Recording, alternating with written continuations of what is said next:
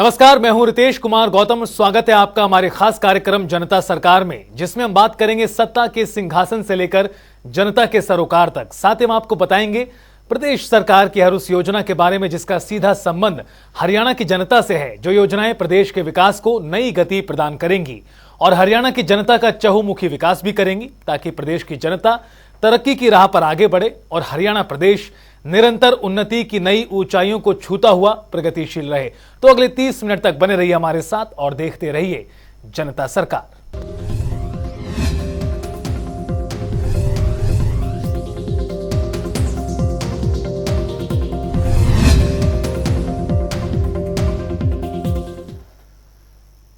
हरियाणा के मुख्यमंत्री मनोहर लाल ने शिक्षा के स्तर को और बेहतर बनाने के लिए जिला मौलिक शिक्षा अधिकारियों के साथ बैठक की अध्यक्षता की।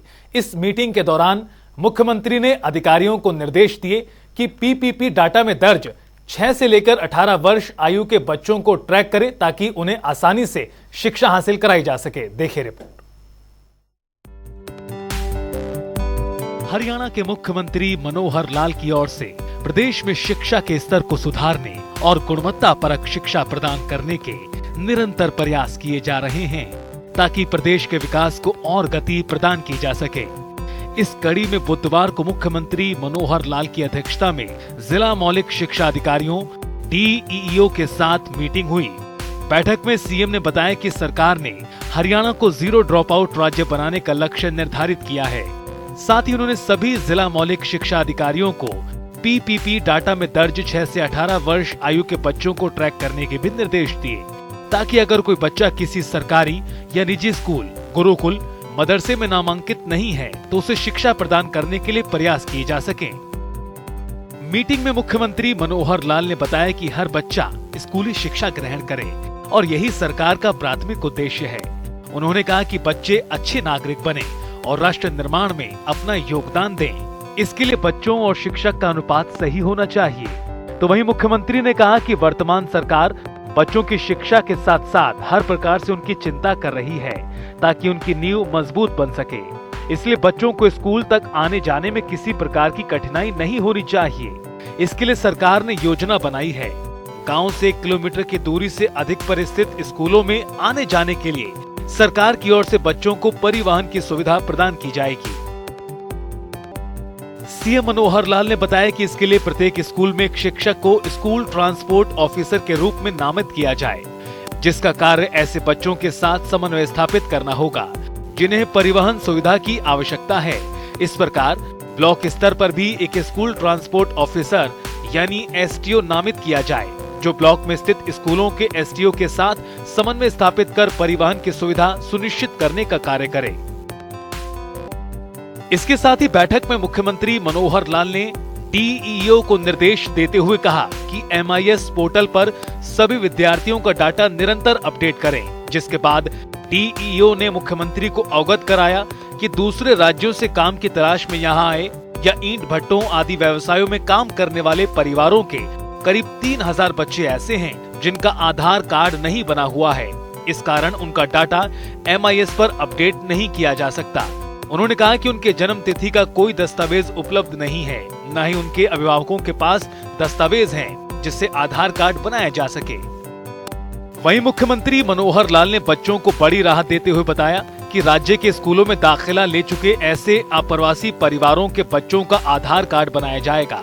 इसके लिए माता पिता को केवल बच्चे की जन्म तिथि के लिए नोटरी से सत्यापित एफिडेविट डीईओ को प्रदान करना होगा, जिस पर हेड टीचर काउंटर हस्ताक्षर करेगा। ये दस्तावेज अतिरिक्त जिला उपायुक्त के पास प्रस्तुत किया जाएगा और आधार कार्ड बनाया जा सकेगा।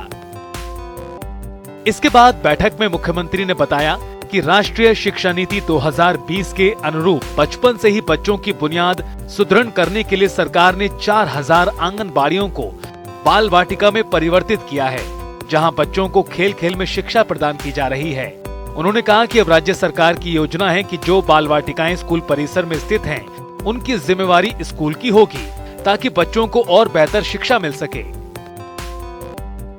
बैठक में स्कूल शिक्षा विभाग के अतिरिक्त मुख्य सचिव सुधीर राजपाल, मुख्यमंत्री के अतिरिक्त प्रधान सचिव डॉक्टर अमित अग्रवाल, महानिदेशक माध्यमिक शिक्षा और स्कूल शिक्षा विभाग की सचिव आशिमा बराड़ समेत कई अधिकारी मौजूद रहे। ब्यूरो रिपोर्ट, जनता टीवी।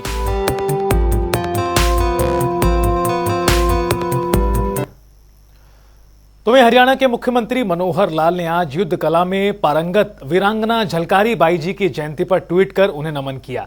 चलिए ट्वीट के जरिए देखते हैं मुख्यमंत्री ने क्या लिखा है। मुख्यमंत्री ने अपने एक्स पोस्ट में लिखा है, आका रण में ललकारी थी, वो तो झांसी की जलकारी थी, गोरों से लड़ना सिखा गई, रानी बन जौहर दिखा गई, इतिहास में झलक रही वो भारत की ही नारी थी। मुख्यमंत्री ने आगे एक्स पोस्ट में लिखा, युद्ध कला में पारंगत वीरांगना झलकारी बाई जी को उनकी जयंती पर कोटि कोटि नमन। एक गरीब परिवार में जन्म लेकर झलकारी बाई जी ने अंग्रेजों के खिलाफ युद्ध समेत कई अवसरों पर अपनी असाधारण योग्यता का परिचय दिया और अपने शौर्य की झलक दिखलाई।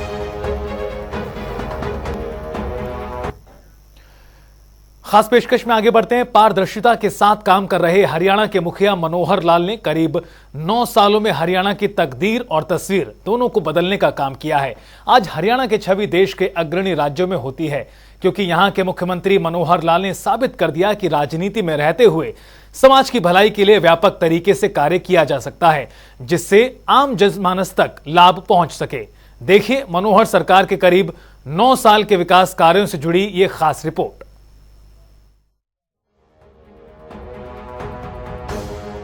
किसी भी प्रदेश और देश के लिए उन्नति का मतलब केवल विकास कार्यों या भौतिक विकास तक सीमित नहीं होता, बल्कि समाज हित और एक सभ्य समाज के निर्माण के लिए काम करना भी सरकार की जिम्मेवारी होती है। इस जिम्मेवारी की पूरी तरह से सही मायनों में चरितार्थ करके मुख्यमंत्री मनोहर लाल ने दिखाया है कि राजनीति में रहते हुए समाज की भलाई के लिए व्यापक तरीके से कार्य किया जा सकता है। मनोहर सरकार ने पिछले करीब 9 सालों में हरियाणा की तस्वीर और तकदीर बदलने का काम किया है। सत्ता संभालते ही मुख्यमंत्री ने आम जन के जीवन को सुगम बनाने की जो पहल की थी, उसे आज आम जनमानस तक घर बैठे सभी सरकारी योजनाओं और सुविधाओं का लाभ मिल रहा है। मुख्यमंत्री मनोहर लाल ने आईटी का प्रयोग करते हुए बड़ा व्यवस्था परिवर्तन कर राजकाज की व्यवस्था को ऑनलाइन किया। सरकार ने ग्राम स्तर तक अंत्योदय सरल केंद्र, अटल सेवा केंद्र खोले, जिससे नागरिकों को सरकार की योजनाओं और सेवाओं का लाभ प्राप्त करने के लिए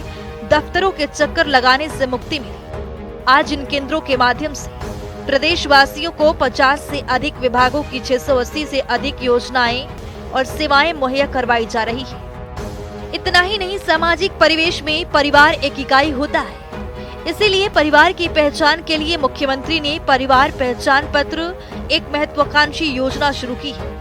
इसके तहत प्रदेश के सभी परिवारों का डाटा एकत्रित किया गया और हर एक सदस्य की आय, रोजगार, सभी जानकारियां एक प्लेटफॉर्म पर दर्ज है, जिसके आधार पर सरकार ने आय सीमा के अनुसार प्रदेश के अति गरीब परिवारों को सदस्य के अनुसार शिक्षा, स्वास्थ्य और रोजगार की सुविधाएं मुहैया करवा रही है। हरियाणा एक हरियाणवी एक को आधार मानते हुए मुख्यमंत्री ने 5S यानी शिक्षा, स्वास्थ्य, सुरक्षा, स्वावलंबन और स्वाभिमान को जो नारा दिया है, उसे सही मायनों में पूरा करके भी दिखाया।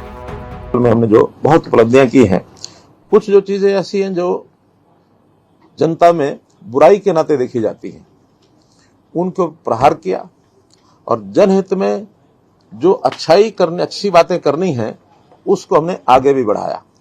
अगर मैं ये कहूं कि हमने प्रहार किया, 3C पर प्रहार किया, करप्शन, कास्ट और क्राइम,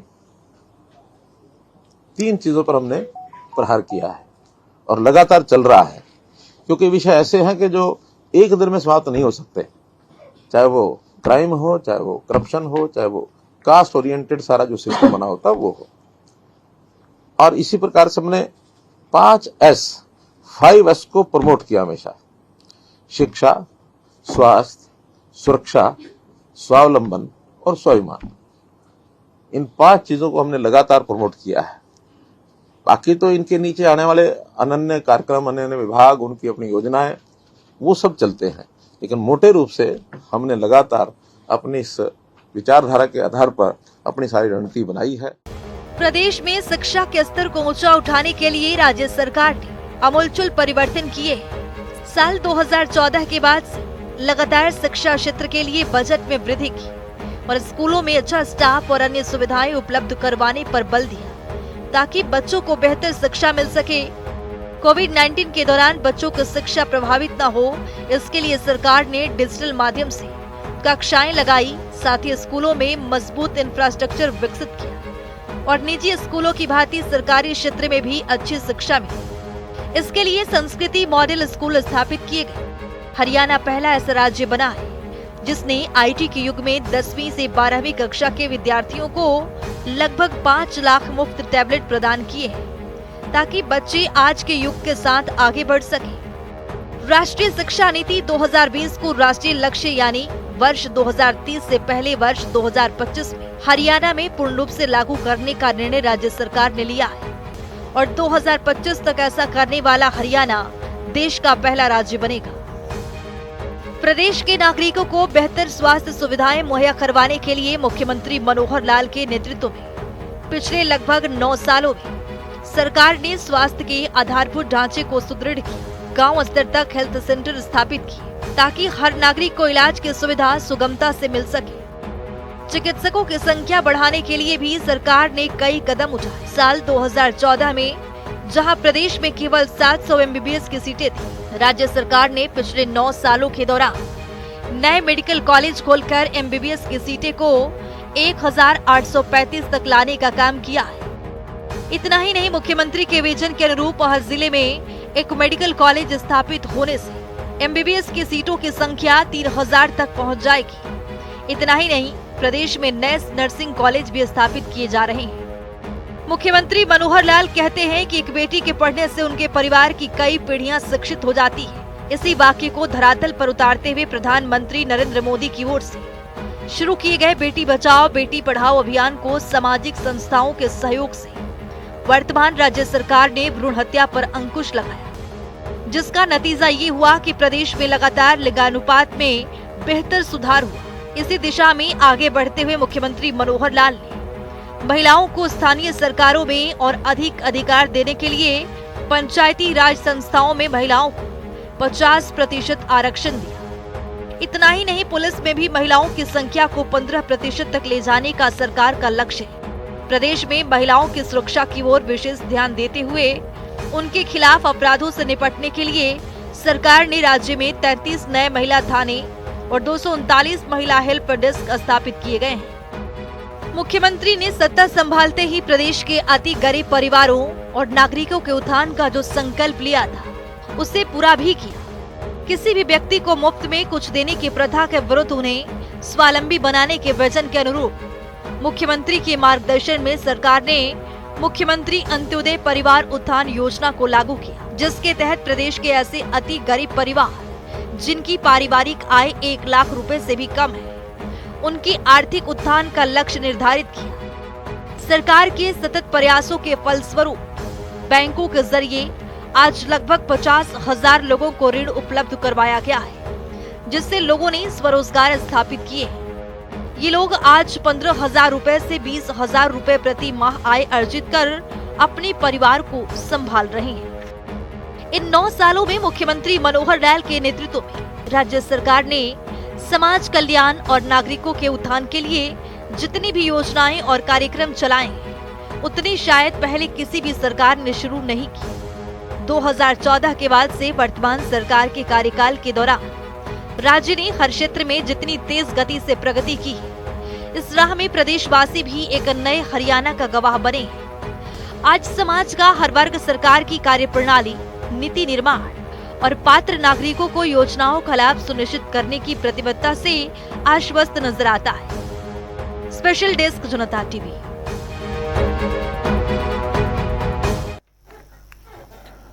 तो वहीं हरियाणा के मुख्यमंत्री मनोहर लाल जल संरक्षण की दिशा में कई महत्वपूर्ण कार्य कर रहे हैं ताकि आने वाली पीढ़ियों को जल संकट का सामना न करना पड़े।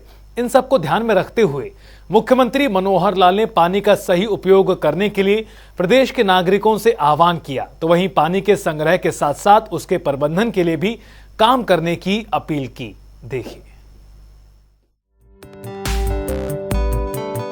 पानी ये हमारे लिए अमृत है। पानी हमारा, जल ही जीवन है, जैसा कहते हैं हमारा जीवन है। पानी के बिना कुछ नहीं है। शायद कुछ समय तक अन्न के बिना व्यक्ति रह सकता है, लेकिन जल के बिना नहीं रह सकता। जल उसका एक प्रवाह है, उसका एक साइकिल है, प्रकृति का साइकिल है। उसमें जल की हमको प्राप्ति होती है। प्राप्ति के साधन मुख्य रूप से वर्षा है। वर्षा भी एक हमारे क्षेत्र में वर्षा होती है और एक वर्षा मानो हमसे दूर पहाड़ों में होती है, तो पहाड़ों का जो एक पानी का प्रवाह है उसका हिस्सा हमको मिलता है। मोटे रूप से ये दो मात्राएं जो पानी को हमको मिलती हैं।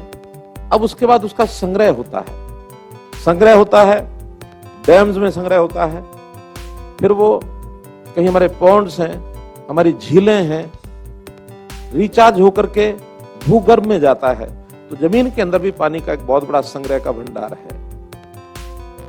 अब ये संग्रह जो होता है, उस संग्रह का हम फिर बाद में उपयोग करते हैं। और वो जो उपयोग है, वो उपयोग हमको पता है कि जैसे मुख्य रूप से पीने के लिए हम पानी का उपयोग करते हैं, खेती सिंचाई के लिए करते हैं, उद्योग के लिए करते हैं, और अन्य हमारी जितनी आवश्यकताएं हैं उन आवश्यकताओं के लिए हम करते हैं। संयोग ऐसा है कि पीने का तो हर एक जीव को पानी चाहिए, चाहे मनुष्य है, चाहे पशु है, कोई भी जानवर है, पक्षी है, हर छोटा बड़ा जीव उसको पानी पीने के लिए चाहिए। लेकिन एक मनुष्य ही ऐसा है जो पीने के अतिरिक्त और जो उसकी दिनचर्या की दैनिक आवश्यकताएं हैं वो भी पानी पर बहुत निर्भर करती हैं। हम स्नान भी करते हैं, हम कपड़े भी धोएंगे, हम वॉशरूम जाएंगे, वहां भी पानी की आवश्यकता होगी, हम अपना घर का फर्श भी साफ करेंगे, हम अपनी गाड़ी भी धोएंगे, हम अपने उद्योग में पानी ले जाएंगे। अब पानी की आवश्यकता पूर्ति करनी पड़ेगी। घर घर, हर घर जल, नल से जल, एक अभियान चलाया है। अब उसमें से कोई कहे कि पानी ज्यादा लगता है, ऐसा नहीं है। देखा जाए तो अगर सिस्टम कारगर हो गया तो उससे पानी बचेगा, क्योंकि जितने भी इससे पहले पानी का जो गांव में हम लगाते हैं, उसकी जो पोस्ट लगती है अलग से, उसके अंदर पानी अंधाधुंध चलता है, बिना रोक टोक के चलता है, नालियां भरी रहती हैं। गांव के अंदर तो पानी को चलाने के लिए नीचे भी खींचो या अपने वाटर वर्क से लाओ, जितना पानी है बहा दो, शाम को खाली करो, फिर भरो उसको। लेकिन उसका उपयोग करने के लिए अगर हमने हर घर नल से जल अगर ये किया है, तो पानी का उपयोग जितना उतना ही वो करेगा परिवार का आदमी। तो ऐसा इसका उपयोग भी हमको चेक करना पड़ेगा। पानी का उपयोग करने के लिए अगर भूमि ठीक नहीं है तो भी हमको कठिनाई होगी। कई जगह वाटर लॉगिंग हो गया है। अब वाटर लॉगिंग जो पानी वास्तव में ऊपर है, ऐसा नहीं कि नीचे चोए का पानी सब जगह से आ गया, वो पानी रिचार्ज होकर नीचे नहीं जा रहा। वहां मिट्टी की, भूमि की जो लेयर्स हैं उसमें कहीं गड़बड़ हुई है। अगर वहां भी आप ट्यूबवेल लगा करके पानी निकालना चाहेंगे, वाटर लॉगिंग ऊपर के एरिया में है, नीचे आपको 60 फुट से 50 फुट से नीचे पानी, अच्छा पानी मिलेगा नहीं। पानी हमारे लिए इतना कम ना हो जाए कि अगली पीढ़ी, आने वाली पीढ़ी हमको कहीं कहे कि हमारे पूर्वज जो है वो, उनको कोई समझ नहीं थी, अकल नहीं थी। तो जैसे हमें पानी जो है विरासत में यहाँ तक मिला है, हम अगली पीढ़ी को भी पानी विरासत में दे करके जाए। इसके साथ ही प्रदेश के आंगनबाड़ी वर्कर और हेल्पर के कार्यों को देखते हुए हरियाणा के मुख्यमंत्री मनोहर लाल ने कई तोहफे दिए हैं। ग्राफिक्स के जरिए एक नजर उन पर भी। आपको बता दें कि अनेकों तोहफे दिए हैं सरकार ने आंगनबाड़ी वर्कर और हेल्पर्स को, जिसमें इन ग्राफिक्स के माध्यम से आपको बताएं 6,781 से बढ़ाकर हेल्पर के लिए 7,500 किया गया है। इसी प्रकार से वर्कर्स और मिनी वर्कर्स के लिए 10 वर्ष से कम कार्यकाल में 11,401 से बढ़ाकर 12,500 किया गया। रिटायरमेंट फंड की अगर बात करें, वर्कर्स के लिए 2 लाख रुपए और हेल्पर्स के लिए भी 2 लाख रुपए कर दिया है सरकार ने। ग्रामीण में न्यूनतम किराया 200 रुपए से बढ़ाकर 1,000 रुपए कमरे की किराए में बढ़ोतरी यहां की है। शहर की अगर बात करें, न्यूनतम किराया 1,500 रुपए से बढ़ाकर 2,000 रुपए कर दिया है। आंगनबाड़ी के लिए कमरे के किराए में बढ़ोतरी हुई है। वर्दी भत्ते की बात करें, 800 से बढ़ाकर 1,500 रुपए किया गया। और चलिए जान लेते हैं आज के सवाल का विजेता कौन है।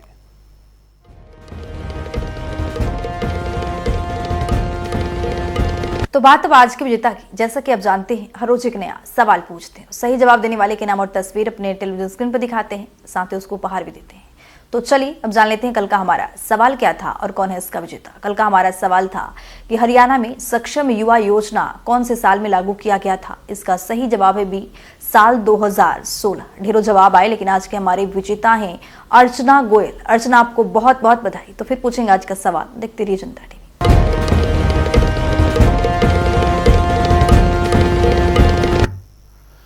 और अब वक्त हो गया आज की मुलाकात का। आज की मुलाकात में हम हर दिन नई शख्सियत से आपको रूबरू कराते हैं और उनके कार्यप्रणाली पर बारीकी से नजर डालते हैं और जानते हैं वो तमाम योजनाएं जो बनी है हरियाणा की जनता के लिए।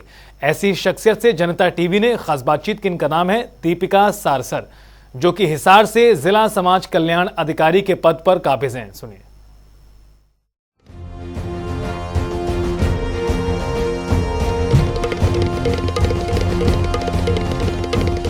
हरियाणा सरकार ने बहुत ही अच्छी बुढ़ापा जो बुजुर्ग लोग हैं उनके लिए बड़ी अच्छी ये स्कीम चला रखी है, जो घर बैठे उनको फ़ायदा मिल सकता है।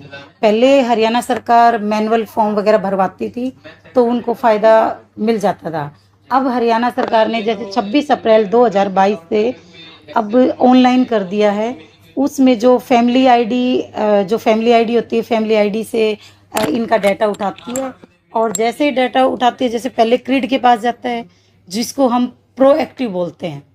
और ये सरकार ने बहुत ही अच्छी स्कीम चलाई है जो सरल तरीके से बेनिफिशरी के पास, बुजुर्गों के पास उनकी पेंशन पहुंच जाती है। पहले क्रिड के पास जाएगी, क्रिड से जो डाटा पुश होके आएगा, फिर हमारे पास जो समाज कल्याण विभाग है उनके पास ये डाटा आता है। फिर हमारे जो ब्लॉक वाइज कर्मचारी होते हैं वो कर्मचारी घर घर जाके, डोर टू डोर जाके उनकी वेरिफिकेशन करते हैं, उनका आधार कार्ड देखते हैं, उनका जो अकाउंट नंबर होता है वो वेरीफाई करते हैं और फिर वो वेरीफाई करने के बाद हम वो डाटा कलेक्ट करके उसका हम फैमिली आईडी से मिलान करके फिर हम इनकी बुढ़ापा पेंशन वेरीफाई करके बना देते हैं।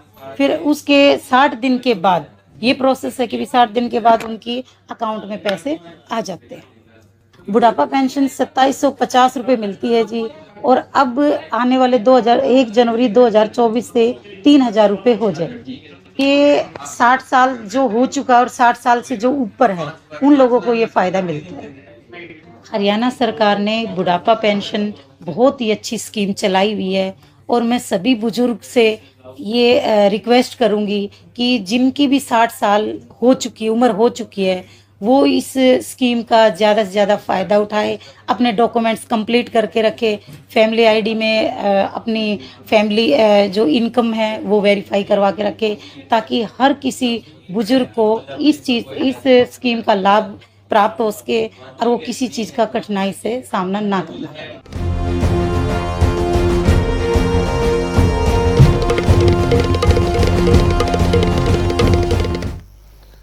और चलिए जान लेते हैं आज का सवाल क्या है।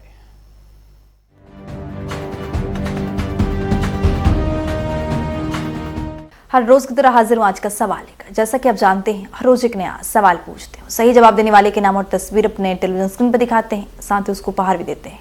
तो चलिए अब नजर डालते हैं आज के सवाल। पीएम श्री स्कूल योजना कब शुरू हुई थी? ए 5 सितंबर 2019, बी 5 सितंबर 2022, सी 5 सितंबर 2021, डी 5 सितंबर 2023। तो दीजिए सही जवाब और बनिए विजेता।